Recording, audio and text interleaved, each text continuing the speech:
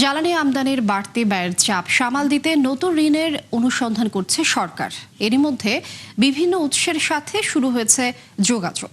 বিভিন্ন হিসাব বলছে যুদ্ধ দীর্ঘায়িত হলে অতিরিক্ত অন্তত $5 বিলিয়ন যোগান দিতে হবে বাংলাদেশকে, যা কঠিন হবে চলমান অর্থনৈতিক বাস্তবতায়। বিশেষজ্ঞরা মনে করেন অর্থনৈতিক কর্মকাণ্ড চালু রাখতে জ্বালানি আমদানির বিকল্প নেই, তবে চলমান রাখতে হবে বিকল্প উৎসের সন্ধান। রাকিব আল জাবেদের রিপোর্ট।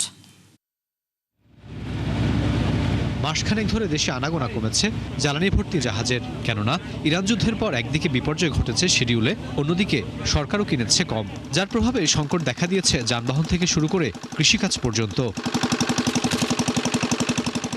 ধরতে গেলে জ্বালানি তেলের প্রায় পুরোটাই মেটাতে হয় আমদানি করে, আর প্রাকৃতিক গ্যাসের ক্ষেত্রে সেই নির্ভরতা 1/3। এছাড়া বিদ্যুৎ কেন্দ্রের কয়লাও আনা হয় বাইরে থেকে। সব মিলিয়ে এই খাতে বছরে ব্যয় হয় প্রায় $15 বিলিয়ন মতো। কিন্তু গেল এক মাসে 5 কার্গো এলএনজি কেনা হয়েছে প্রতি ইউনিট $21 উপরে, যা স্বাভাবিক সময়ের দ্বিগুণেরও বেশি। অন্যদিকে জ্বালানি তেলেও প্রতিদিন ভর্তুকি দিতে হচ্ছে $250 কোটি মতো। সব মিলিয়ে বড় আর্থিক চাপে সরকার। এখানে একটা ট্রান্সফরমেটিভ অ্যাপ্রোচ দরকার এনার্জি সেক্টরের জন্য। বর্তমান সরকারের এটা করা উচিত। এক মাসের ভিতরে যদি আমরা খুব দ্রুত পদক্ষেপ না নিই, তাহলে this is the last wake up call for us. Bangladesh হয় এই এনার্জি ক্রাইসিস থেকে এবার যদি ট্রানজিশন করে সে নতুন নবায়নযোগ্য প্রকৃতি বান্ধব নবায়নযোগ্য জ্বালানি ভিত্তিক যদি বিদ্যুতের চাহিদার সমাধান না করে, বাংলাদেশের যে প্রসপারিটির যে প্রসপেক্টটা, এটা কিন্তু টোটালি হুমকির মুখে পড়বে। এই পরিস্থিতিতে আমাদের নিঃসন্দেহে এটা যে অনেক দিন ধরে আমার অর্থনীতির ভিতরে দাম না বাড়িয়ে আমি থাকতে পারবো, সেই রকম পরিস্থিতি আমাদের নাই, কারণ আমাদের আর্থিক সক্ষমতাটাই অতখানি নাই।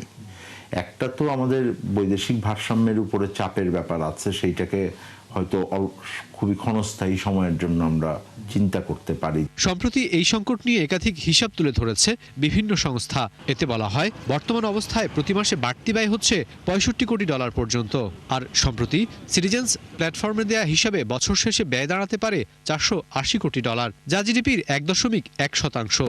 এছাড়া জ্বালানির বাড়তি দামের কারণে বিপুল পরিমাণে বাড়তে পারে বিদ্যুৎ খাতের ভর্তুকিও। প্রশ্ন হলো, আর্থিক সংকটের এই সময়ে বাড়তি অর্থ আসবে কোথা থেকে? কতখানি আসলে সরকারের ক্ষমতা আছে, এবং সেইটার কারণে কিন্তু আমার অন্যান্য জায়গায় অর্থ বরাদ্দ দেওয়া, আমার যে উন্নয়ন প্রকল্পগুলো বাস্তবায়ন আছে, সেইটাকে কিন্তু আমার ক্ষতিগ্রস্ত করতে হবেই মনে হচ্ছে। কারণ হলো যে এর বাইরে সরকারের ঋণ নেওয়া যে অপশনগুলো আছে, তাতে নতুন করে কেন্দ্রীয় ব্যাংক থেকে ঋণ নেওয়া, যেটাকে আমরা টাকা ছাপানো বলি, ওই ধরনের জায়গায় যাওয়াটা ঠিক হবে না। জ্বালানি তেলের মূল্য আপনার কোনো অবস্থাতে 3 ডিজিটের নিচে নামবে না। তার মানে হলো আমাদের আর্থিক এই যে প্রিপারেশনটা, আমাদের রিজার্ভের উপরে আপাতত তো আমাদের ক্রাইসিস ম্যানেজমেন্টের জন্য আমরা রিজার্ভের একটা সহায়তা তো নেওয়ার কোনো বিকল্প নাই, কিন্তু এটা লং টার্ম নেওয়া যাবে না। ব্যয়ের চাপ সামাল দিতে বিকল্প উৎস থেকে আমদানির আলোচনাও আছে জোরালোভাবে, তবে সেটিও সহজ হবে না চলমান বাস্তবতায়। রাকিব আল জাবেদ, 71, ঢাকা।